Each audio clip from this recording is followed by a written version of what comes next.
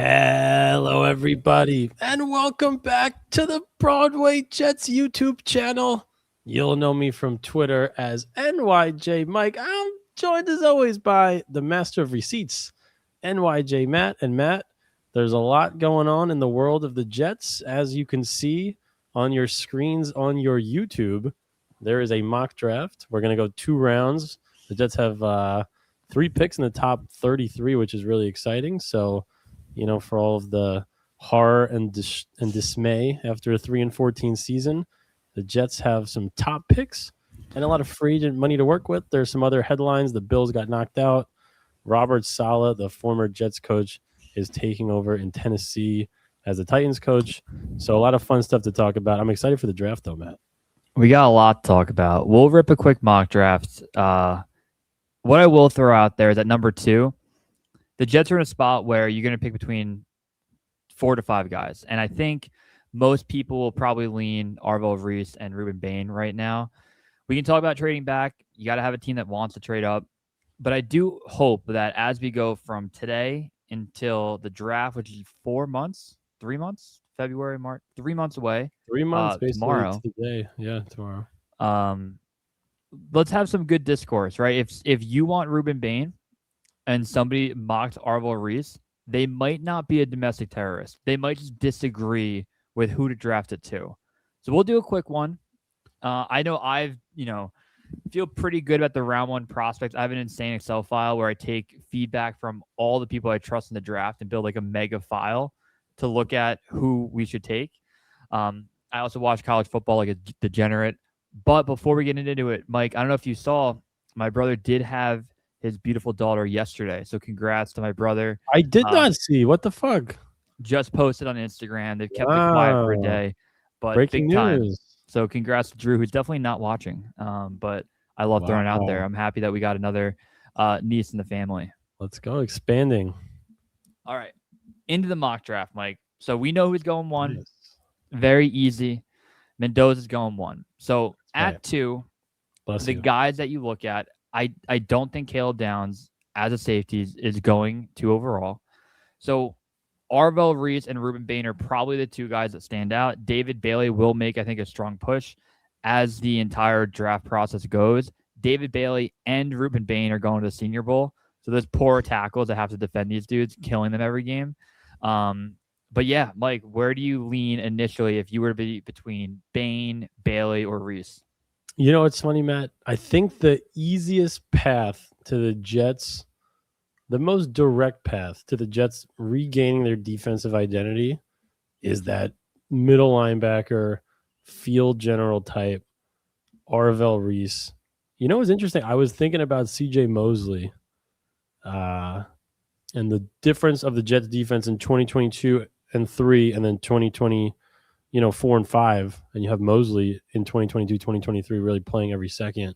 You just had that presence, and those other outside linebackers played off of him like Sherwood and Quincy Williams, and you didn't have that this year, and it was disjointed. And I look, Arvell Reese is bigger than CJ Mosley.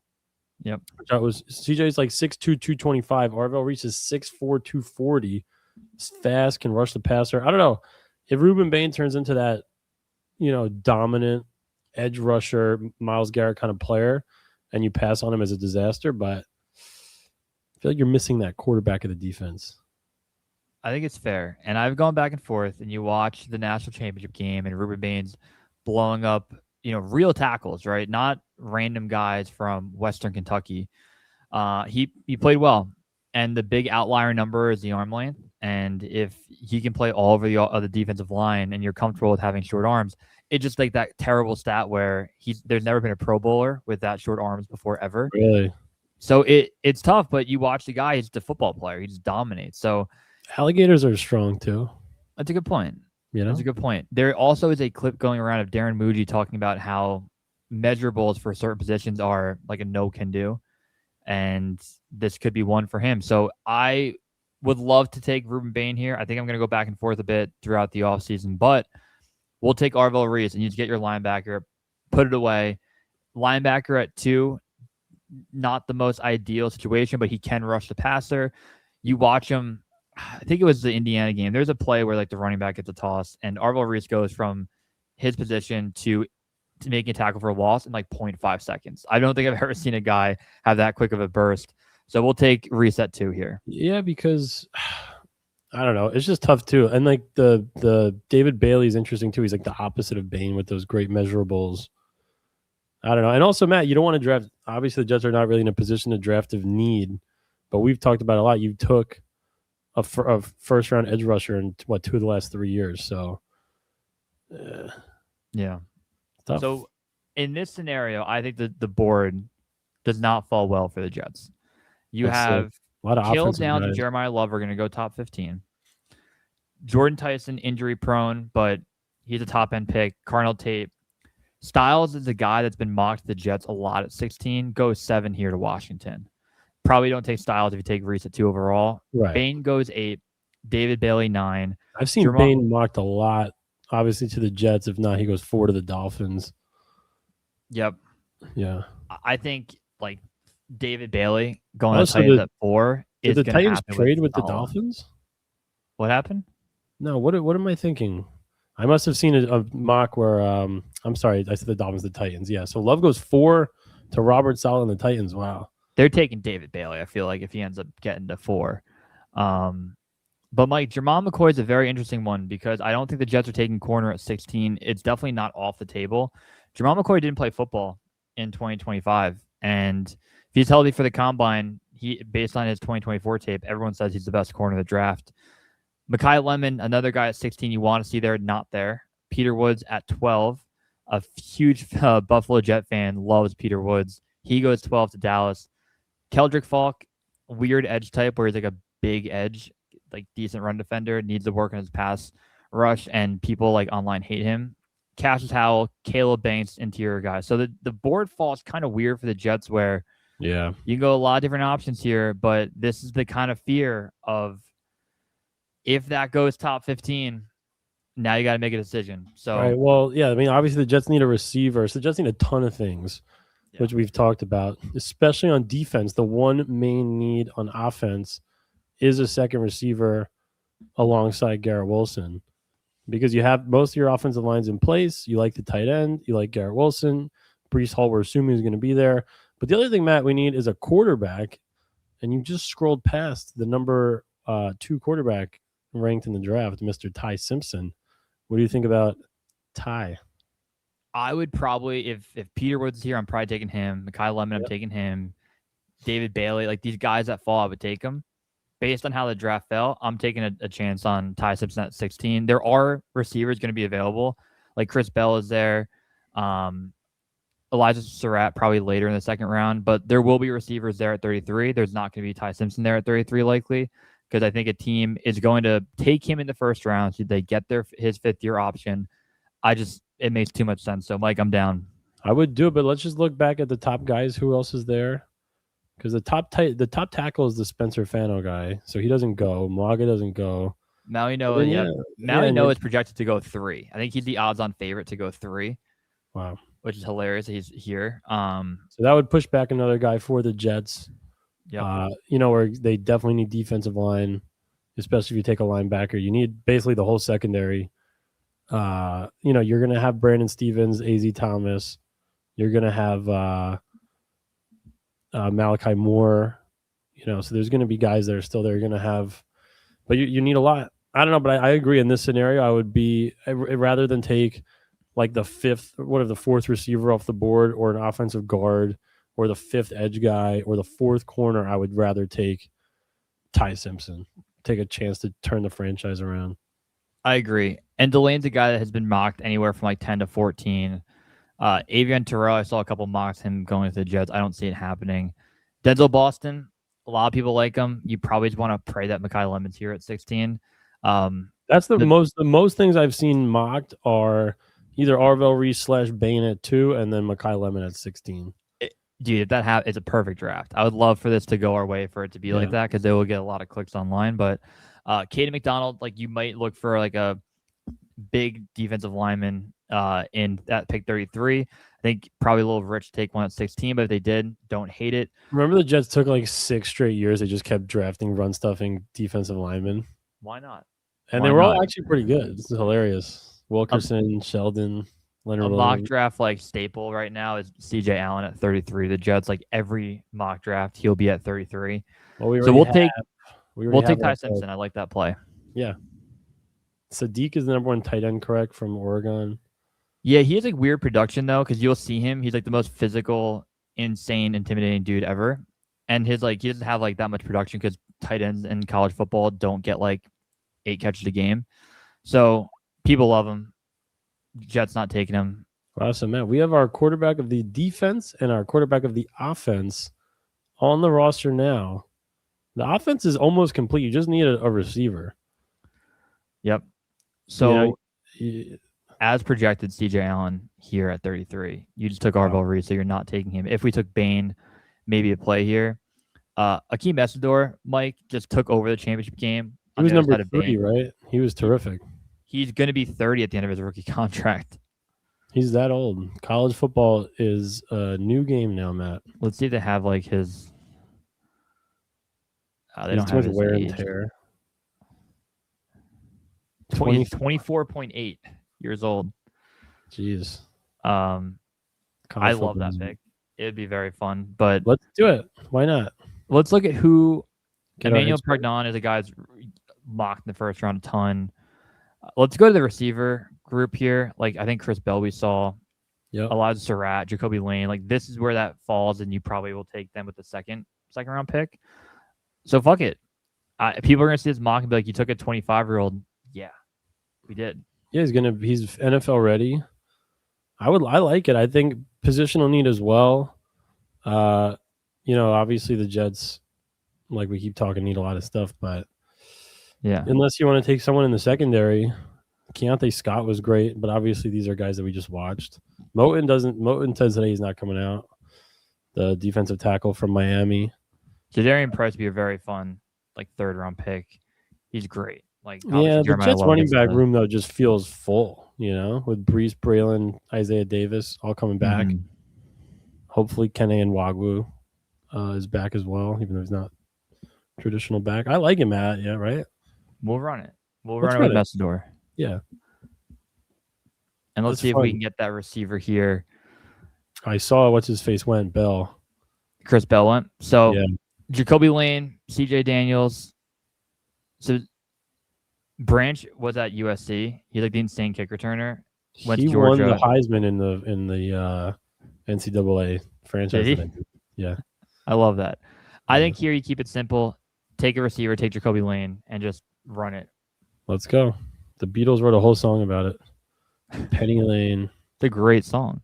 It's a great song. So is this our perfect draft? It kind of fell. We'll do a million of these. But get out of here, PFF. But like there is a path where you take Ruben Bain and then Ty Simpson, and then you could take CJ Allen at pick 33. In this draft, the way it fell, I think if we tweet out this graphic, people are going to freak out. But this is kind of, I'd be very curious if we post this. Who would you want at 16? Put it in the comments below. Why not? Don't forget to subscribe, like the goddamn video. Just kidding, you don't have to. I wonder who they would take at 16. Put it in the comments. No, I mean, it probably would be Ty Simpson here. The only thing, because again, the real positions of need, I think, for the Jets are wide receiver, linebacker, and then secondary. So, because you don't technically need an edge for 2026. You have Will McDonald and Jermaine Johnson. And you have Harrison Phillips and Juwan Briggs. Not that this is the sack exchange, but linebacker, the whole secondary, wide receiver. So of those guys that were there, like 2 or 3 corners went, multiple defensive linemen went, multiple wide receivers went. So you're picking out of either the 3rd or 4th guy at each position or the number 2 quarterback, and you obviously need a quarterback. Very interesting. I agree. Fun exercise. I actually love how people do like 90 mock drafts. I'm just going to call it like mock draft 24.2 and just keep adding to it. Can I workshop a meme with you real quick? Yeah.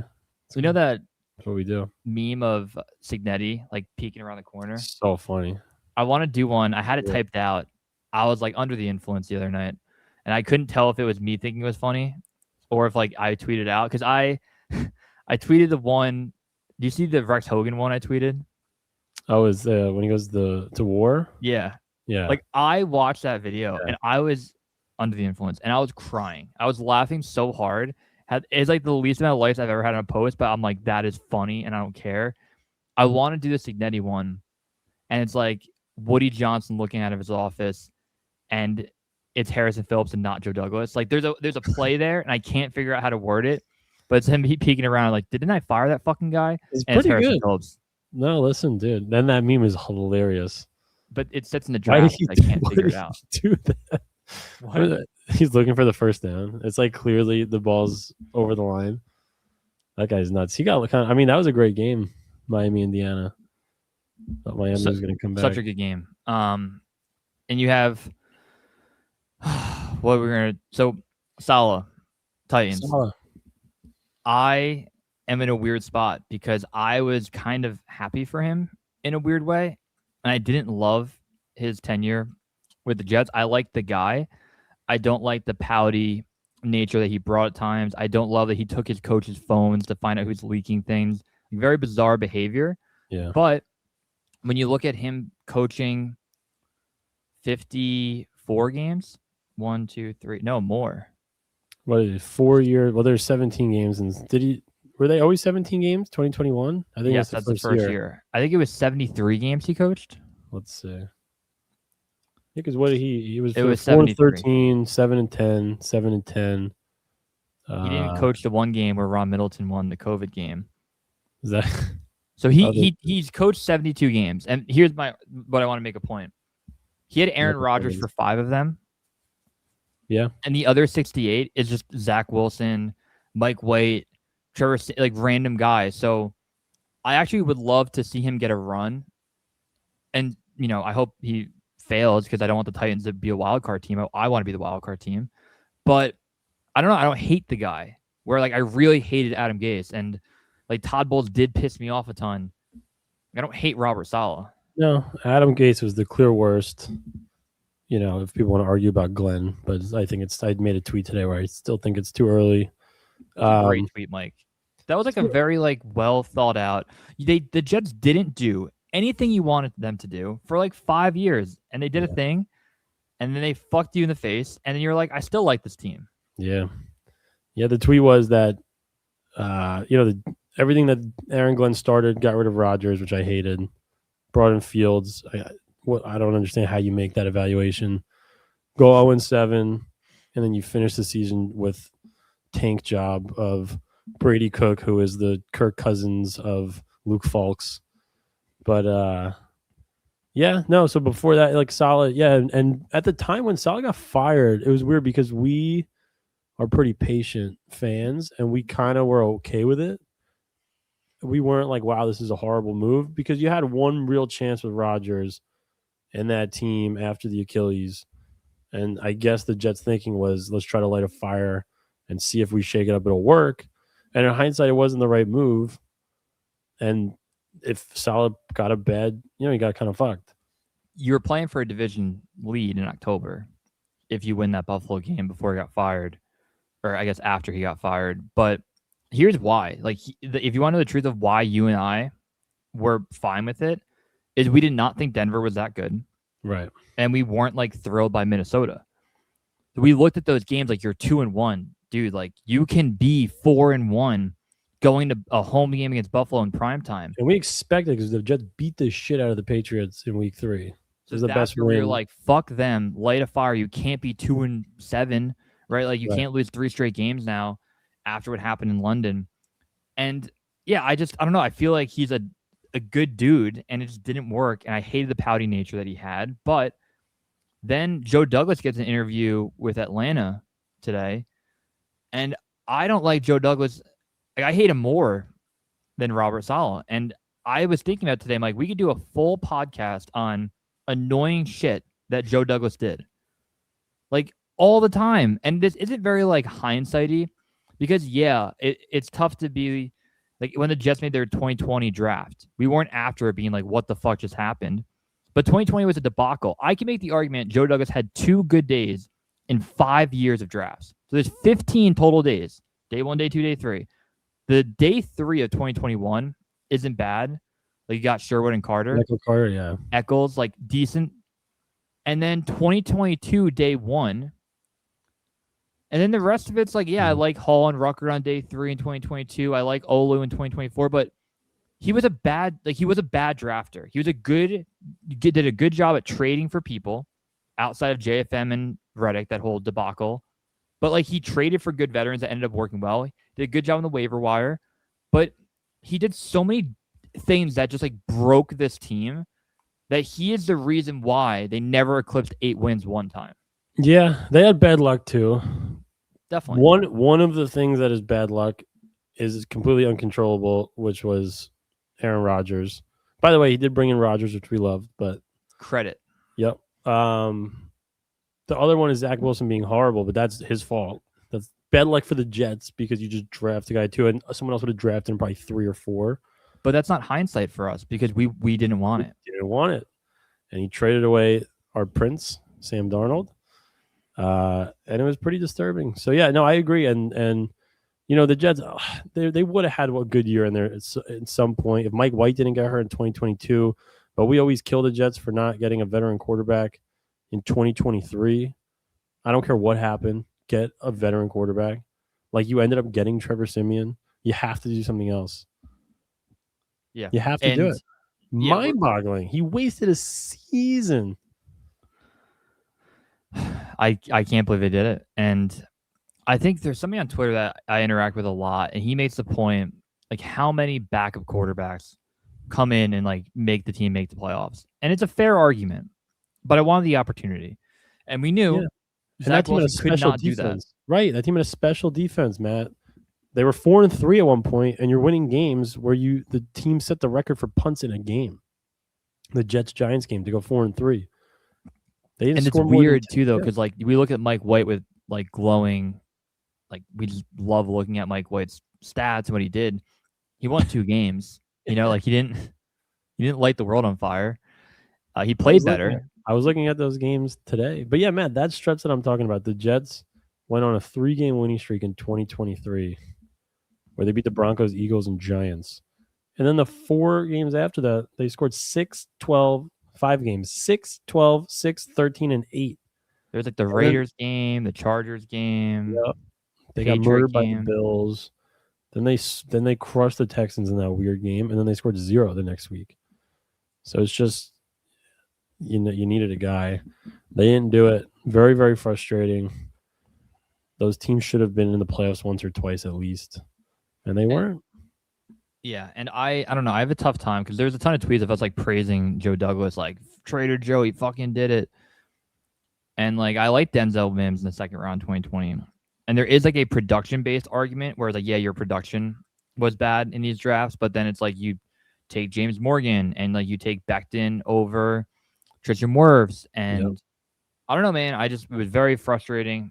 The Will McDonald over JSN in hindsight. Like there's a ton of things you can make the argument. You even made the point that in 2022, he had that great draft. We were talking about it before the show.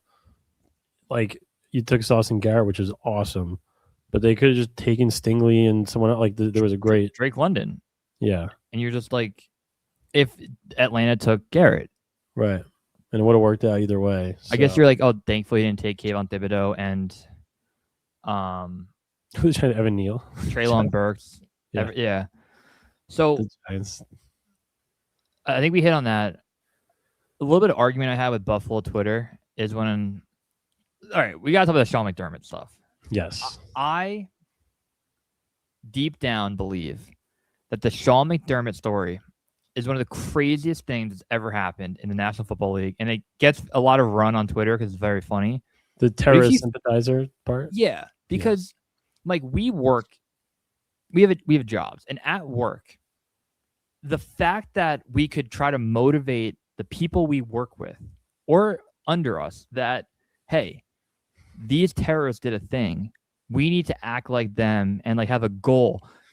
If he said it as like an off-color joke in like a coaching staff meeting, and like you can make the argument, all right, that was fucking dumb, bad guy, weird analogy, but you can move past it. He stood in front of a team of people, like 70 players, and did this, and the entire room was like, what the fuck was that? And And then Tyler Dunn runs the story. And then they win the game the following week. And they gave him the game ball like he was a Make-A-Wish kid. And he's like emotional. And fucking Brandon Beane in his dumb press conference that was insane as well. He got asked, like, did you have a coup to get out Sean McDermott? And he goes, how dare you say that? When an article was posted about him, I was there standing up for him. And it's like, that makes it worse, Brandon Beane. Worse. What do you mean? He's had a terrible week. The whole Bills have had a horrible week. The players were weeping after the game, which you texted me that you were licking the screen of your phone watching the Bills players crying. Eat the tears. The Brandon Beane, there's a video today that dropped of him like doing a documentary about himself, taking credit for drafting Keon Coleman. Keon Coleman sucks. Wait, can we also... Yeah. Keon Coleman, do you know his stats? No, but are they... No, can I read them to you? Don't look. I'm going to read them to you. Yeah. Because they are talking about him like he's Malachi Corley, like 8 catches. Keon Coleman is just a normal wide receiver 3. Yeah. Here's his stat line in his career. In 2024, he played in 13 games. That's it. And went 29, 550, and 4. So a full year is like 37, 705. Yeah. So, okay, that's his rookie year. And then this year he played in 13 games, started 6, 38, 404. He's not that bad. So he's like a 43 catch, 700 yards, 4 or 5 touchdowns. And they're acting like he's the worst player ever. And yeah, he's weird, he's off field, whatever. I don't understand why they hate him as much as they do. Yeah, I mean, I guess he has some drops, and the Bills have like no clear other receiver 1, and he can't really establish. But yeah, he hasn't. I would have guessed that he had like 12 catches this year, the way that people were talking about him. But yeah, that's like another thing. Beane, the Bills haven't had a number 1 receiver since Stephon Diggs left after 2023. I don't know. It's interesting, but the McDermott stuff, Matt. 98, and again, all terrorist sympathizer jokes aside, but the terrorist sympathizer, we're happy that he's gone. I mean, joke, he is. Yeah, he is. 98 and 50. We got to see the next. We should go on like Polymarket and try to bet on his next coaching job, and we should just look at geographically how tall the buildings are in each city that has an open head coaching vacancy. My biggest fear is that the NFL is going to get a game in like Saudi Arabia or Germany, and he's just going to use like insane analogies. Like it's a workplace hazard. I don't. Some people are sharks. You can't. Your biggest fear is that Sean McDermott is going to coach a game in Saudi Arabia. That's a huge fear of mine. Like, it's going to ruin the NFL. They're going to cancel the league because of this maniac. He's unhinged. And like, what's really bad, Mike, is that every time there's a like huge news thing that happens in America, like an awful thing, my first thought is like, I feel really bad for like everyone involved. And then I'm like, how is Sean McDermott going to use this tragedy to motivate the Buffalo Bills? And I always go to tweet it, and it's in my drafts. And I'm like, you probably don't want to put this one out there, Maddie. And I just take it back. And I just... Good. Some of the stuff that gets tweeted is insane. Like, tragedies happen in the world, and people's first reaction is just to post some ridiculous shit. Which That's I guess me. That's literally you don't actually do it. You should, but I guess you should. We have to compete for likes with all these fucking psychopaths. I can't believe they fire him, Mike, because they are 98 like, and 50, Matt. 98 and 50, and you're coming off a 17-year playoff drought, which he broke without Josh Allen in 2017.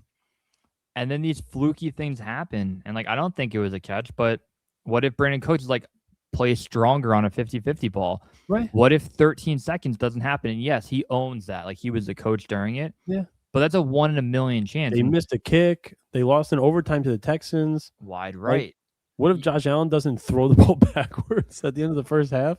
In this game, one of the worst plays ever. Someone tweeted it worse than the butt fumble. Totally. Way more impactful. You can't just, with 10 seconds left in the first half, run around like a psychopath and then get strip sacked for negative 17 yards and let up a field goal, which ends up being the difference in your season, and then weep about it press conference. It's so funny. He wanted to take ownership so bad of the loss, and the entire NFL media and the entire organization. There's that meme of the guy standing there and all the arrows are him. People were like, "That is Josh Allen trying to take accountability." And no, but Matt, to your point about the close losses and stuff, like the Tomlin stuff is interesting because Tomlin obviously can win a Super Bowl because he did and has had a lot of success. But the Steelers have gotten like murdered in 7 straight playoff games. So at least if you want to change up whatever, I would not have done it. It's crazy from a Jet fan perspective. I wish we could lose in the playoffs 7 years in a row. But the Bills, you're losing fluky games. You just said it. You won what they're I think 8-7 in the playoffs with Josh Allen. You're winning games. You're going to the AFC Championship game. You're losing close games to historically good teams like the Chiefs and the Ravens. Or I don't even know if they lost the Ravens, but regardless, tough. They had like one bad loss in the playoffs, and it's the fucking Bengals like murdered them a few years ago, 27-10. That's it. It was the wrong move, definitely. Yeah, and good for us because now even like as much as Mike McDaniel struggled in Miami, he dominated the Jets, and he could obviously scheme people open. And with a good offensive mind, he got hired immediately by LA. So now Jeff Hafley, an unknown, and just has to be a good coach. You assume he's going to be good, but you don't know. And the Bills go after like Brian Dable or Joe Brady gets ascended. Wait, who did the Dolphins hire? Jeff Hafley. I didn't even see that. Yeah. Damn. Who the hell is that? The Packers defensive coordinator. Oh. All right. He's like a crazy haircut. And I think John Eric Sullivan's their GM. And then the Bills. Yeah, I saw Dable because he was the OC? I know he was obviously Josh Allen's quarterback coach. He must have been the OC for a couple of years, right? Yeah. Yeah. There is like a real possibility that if the Giants job, whatever, like there's a possibility it was Harbaugh, McDermott, and Rabel that you'd have to go again. Yep. 6 times a year, and you couldn't. You're 1-5 every year probably, and now you have an unknown in Miami. You're gonna have probably a mid-tier coach in Buffalo. Yeah, hopefully Joe Brady leaves. I agree. Hopefully Joe Brady leaves. He was interviewing somewhere. He interviewed for the Buffalo job too. Hopefully they don't hire him. He seems like he knows what he's doing. Yeah, and a lot of people will point and be like, "Oh, you could have fired Aaron Glenn." I'll make the argument that the 2027 coaching pool could be fine, and if he shows he's not the guy, and the people that don't like Aaron Glenn also want to lose every game and get the first pick next year, so you probably want to keep him if he's that bad to lose a ton of games. And you probably also in hindsight, like we talked about Dante Moore not coming out. Like in hindsight, you probably want the Giants to get the first overall pick, and then you probably make a trade and you have Mendoza right now. So whole butterfly effect you can look at forever. This is where we ended up. I'm not going to go back and cry over it. And to your point, like if the mock draft works out the way that it did for the Jets today, and you get Ty Simpson, by the way, obviously you got to watch the games and watch the film, whatever. Ty Simpson has like the same stats as Mendoza. If the Giants in the scenario that you just said won, like if Mendoza not a completely can't miss prospect, I don't think. I wonder where he would have gone in one of these last few years in the draft. Like last year with Cam Ward. Cam Ward gets probably taken before him. Yeah. I think he does. So if Mendoza has his historic year, I think Mendoza goes ahead of him. But he had a great year, Mendoza, but he's not throwing for 1,000,000 yards. He doesn't, and it's not like he's asked to do certain things. He's very accurate. He's relatively mobile. He seems like a weird dude, but some of these guys are. He has a different like gear. His brain, like the way he processes, the way he like there's that like the intangibles, like a very vague term. Like he has it, but yeah, he has a like he was at Cal and they weren't amazing, right? And he was at Indiana, and like this year everything fell for them. They had an unbelievable team, and it worked out. Now the Ty Simpson stuff is real. Oh, sorry, go ahead. Well, just because if in this scenario, if Ty Simpson turns out to be a very good player, you just save so much draft capital from not trading up in a scenario where the Giants had the number 1 pick. Yeah, I think the Ty Simpson thing is cool because you highly recruited, goes to Bama, sits behind guys year over year, doesn't transfer, stays there, and like now this is my team in 2025, and they lose week 1 to Florida State, ugly. Ty Simpson doesn't even play that bad. He's like running for his life. They then have an unbelievable stretch of games, and everything's clicking. Then towards the end of the year, which you keep hearing like final 4 or 5 games, Ty Simpson didn't play well. Correct. Running for his life. The offensive line, nothing. They couldn't run the football, which is unlike Alabama. And then their number 1 wide receiver, who was on the cover of NCAA football, Brian Williams just becomes like a nobody and can't do anything. He had like the same stats as Keon Coleman. He had 49 catches for 680 yards and 4 touchdowns. It felt like Brian Williams had like 4 catches because every week I bet the over on him. I never hit. Yeah. But yeah, I think he's played 15 games. Raw prospect, but I don't know. I also follow him on Instagram because I'm keeping tabs on him. He must have killed 3,000 ducks over the weekend, and that kind of scared me. But Carson Wentz did that too. Carson Wentz, he almost won MVP. No, like he killed like that Carson Wentz photo that is unbelievable with like 4,000 ducks hung up. Yeah, like Ty Simpson might match that. Really, he killed that many ducks? It was unbelievable. He had like a car full of them, and I was like, oh my god, wow. How do you? You know how shoot? You know, a machine gun?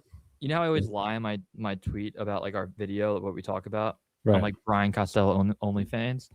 I might do Connor Hughes and Zach Rosenblatt heated rivalry season 2. I like what do you think about that? I do like that. We got to get Rosenblatt on the show because he just annoys me. But it's funny. We talked about this one time, and like the top comment on our video was like, "Mike is right. Matt is an idiot. Fuck Rosenblatt." Also, I forgot to mention during the Buffalo saga, I tweeted out that the Jets are no longer the most dysfunctional New York team in the AFC East. Yeah. And that's like 10,000 likes, but so many people in Buffalo are like, you play in New Jersey. And at first I'm like, that's such a like lame thing. And like, how many times have I said though, you guys are from Canada? So it's like the biggest mid-off ever, like a mid-joke where it's like, you play in Canada, you play in Jersey, like who gives a fuck? But yes. Where do I take us off that tangent? Zach Rosenblatt is an asshole? I don't know. I like listening to him and Connor on One Jets Drive or Jets Final Line, whatever it's called. Because I actually think, in hindsight, those articles that Zach wrote in 2024 ended up being kind of right. In hindsight, and I just feel like he gets joy from it, and I don't like that. I don't think the most joy from it. Who? Costello gets the most joy. Costello by far. Samini is just also kind of disturbed, but he kind of tells the truth. I feel like Zach Rosenblatt, and I don't think he gets excited because he gets views. I think he just likes it. Like, that's a great question to ask him. I love that. I want to ask him. Like, well, maybe we'll see in Heated Rivalry season 2 when him and Connor are, instead of being hockey players, they're Jets beat writers, and they're have like an unforbidden love. Like the Giants locker room, dude. Forgot about that. I remember in our group chat with Connor, I was like, dude, you're crossing the line here. Like you're getting weird. It was insane. The article was what? Like Brian Dable goes over and like caresses Jackson Dart. Like licking the sweat off his chin. And then Connor's like, well, that's exactly what happened. I'm just reporting it. I'm like, yeah, but you're writing it like a novel of 50 Shades of Grey. Like, what are we doing? Okay. I hope the Giants go 6-11 next year. Fuck John Harbaugh. Yeah. All right, buddy. That was a fun episode.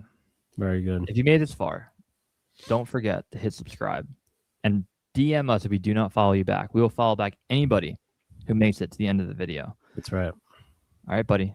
Have a good night. Go Jets.